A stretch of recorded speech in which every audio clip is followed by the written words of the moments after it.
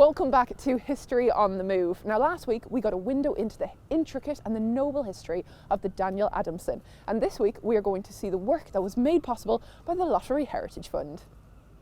The Manchester Ship Canal Company agreed not to send the Danny to the scrapyard, but instead sell the tug to Dancross for a nominal £1. The avalanche of interest in the campaign from heritage lovers led to the formation of the Daniel Adamson Preservation Society in February 2004, at a hastily arranged meeting where Dan informed the enthusiasts of his plan for the society to take on the vessel's restoration. Help came from individual volunteers throughout the UK and support from local businesses. All that free help we got from the dry dock owners, from the surveyors, from the paint manufacturers, rope manufacturers, all that stuff that we got was a real good kickstart and gave us the momentum then to keep us going forwards. During these times, even the most dedicated volunteers must have asked themselves, why am I doing this? There was something we wanted to achieve, so that was the only way to achieve it, coming down here, getting stuck in, doing what needed to be done, and then progressing from there.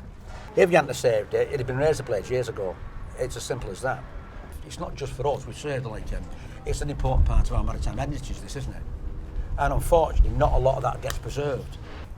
Our main duct is coming back to life. We all are. A decade's devotion to the cause paid off.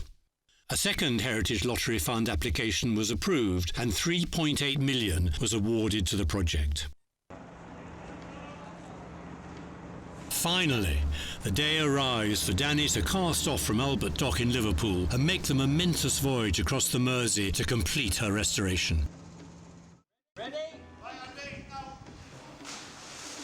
Scores of volunteers turn out to witness this memorable sight, including former Mersey pilot Stuart Wood.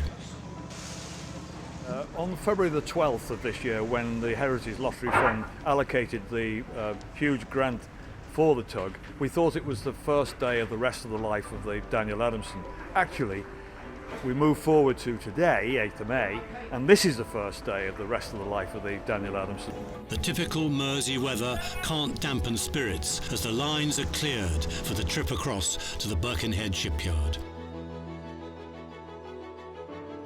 Equally hardy well-wishers brave the elements to see them off. Wipe them trees away, look. He's coming back. Hey.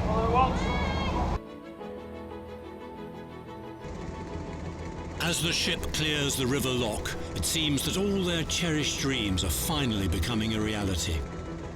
Meantime, away from the shipyard, MPE's master craftsman Alan Davidson describes the challenge of recreating the ship's wheelhouse from scratch and restoring the Art Deco saloon. Some of the doors we managed to save, the teak ones, but the ones we had to remake, which are Iroko ones, which there was about 3 or 4 doors we made, and I made them to this specification here. Like these days, I think it'd all be like, printed like off a computer, but it would all be in handwritten. I think it may be like all based on a very old drawing.